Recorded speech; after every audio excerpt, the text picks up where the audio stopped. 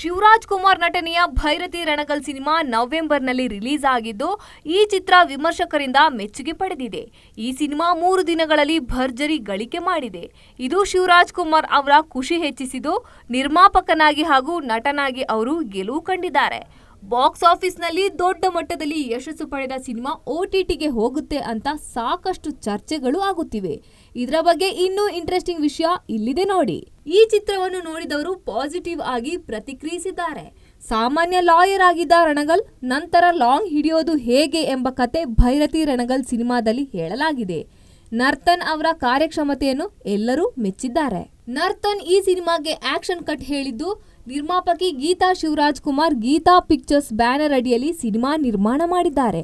ರಾಹುಲ್ ಬೋಸ್, ರುಕ್ಮಿಣಿ ವಸಂತ್, ದೇವರಾಜ್, ಛಾಯಾ ಸಿಂಗ್, ಮಧು ಗುರುಸ್ವಾಮಿ, ವಸಿಷ್ಠ ಸಿಂಹ, ಶಬೀರ್ ಕಲ್ಲರಕ್ಕಲ್ ಮತ್ತು ಬಾಬು ಹಿರಣಯ್ಯ ಸೇರಿದಂತೆ ಅನೇಕರು ಚಿತ್ರದಲ್ಲಿ ನಟಿಸಿದ್ದಾರೆ. ಇದೀಗ ಭೈರತಿ ರಣಗಲ್ OTT ಎಂಟ್ರಿ ಬಗ್ಗೆ ಭಾರಿ ಚರ್ಚೆಯಾಗುತ್ತಿದೆ. ಸಿನಿಮಾ ಇನ್ನು ಚಿತ್ರಮಂದಿರದಲ್ಲಿ ಭರ್ಜರಿಯಾಗಿ ಓಡುತ್ತಿರುವಾಗಲೇ OTT ಬಗ್ಗೆ ಸಾಕಷ್ಟು ಚರ್ಚೆಗಳು ಆಗುತ್ತಿವೆ. ಸಿನಿಮಾ ಬಿಡುಗಡೆಯಾಗಿ ತಿಂಗಳ ಬಳಿಕವೇ OTTಗೆ ಎಂಟ್ರಿ ಕೊಡುತ್ತೆ. ಹ್ಯಾಟ್ರಿಕ್ ಹೀರೋ ಶಿವರಾಜ್ ಕುಮಾರ್ ನಟನೆಯ ಈ ಭೈರತಿ ರಣಗಲ್ ನವೆಂಬರ್ 15ರಂದು ಅದ್ದೂರಿಯಾಗಿ ತೆರೆ ಕಂಡಿದ್ದು, ಭರ್ಜರಿ ಪ್ರದರ್ಶನ ಕಾಣ್ತಾ ಇದೆ. 4 ದಿನಗಳಲ್ಲಿ ಸಿನಿಮಾ 10.5 ಕೋಟಿ ರೂಪಾಯಿ ಕಲೆಕ್ಷನ್ ಮಾಡಿದೆ ಎನ್ನಲಾಗ್ತಿದೆ. ಅದರಲ್ಲೂ ಸಂಡೇ ಶೋಗಳು ಬಹುತೇಕ ಹೌಸ್ಫುಲ್ ಆಗಿದ್ದವು.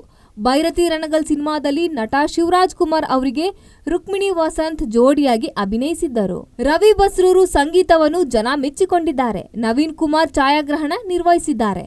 ಗುಣ ಅವರ ಕಲಾ ನಿರ್ದೇಶನ ಮತ್ತು ದಿಲೀಪ್ ಸುಬ್ರಹ್ಮಣ್ಯ, ಚೇತನ್ ಡಿಸೋಜಾ ಸಾಹಸ ನಿರ್ದೇಶನವಿದೆ. ತೆಲುಗು ಹಾಗೂ ತಮಿಳು ಭಾಷೆಯಲ್ಲಿ ಸಿನಿಮಾ ರಿಲೀಸ್ಗೆ ಮುಂದಾಗಿದ್ದವರು ಕೊನೆ ಕ್ಷಣದಲ್ಲಿ ಕೈ ಬಿಡಲಾಗಿತ್ತು. ಆದ್ರೀಗ ಕನ್ನಡದಲ್ಲಿ ಸಿನಿಮಾ ಗೆದ್ದಿದ್ದರಿಂದ ತೆಲುಗು ಹಾಗೂ ತಮಿಳಿನಲ್ಲೂ ಸಿನಿಮಾ ರಿಲೀಸ್ ಮಾಡೋದಕ್ಕೆ ವಿತರಕರು ಮುಂದೆ ಬಂದಿದ್ದಾರೆ ಎನ್ನಲಾಗಿದೆ. ನರ್ತನ್ ನಿರ್ದೇಶನದ ಈ ಸಿನಿಮಾದಲ್ಲಿ ಭೈರತಿ ರಣಗಲ್ ರೆಬೆಲ್ ಆಗೋದಕ್ಕೆ ಏನು ಕಾರಣ ಅನ್ನೋದರ ಬಗ್ಗೆ ಸಿನಿಮಾ ಮಾಡಿದ್ದಾರೆ. ಇಲ್ಲಿ ಶಿವಣ್ಣ 2 ಶೇಡ್ನಲ್ಲಿ ಕಾಣಿಸಿಕೊಂಡಿದ್ದಾರೆ.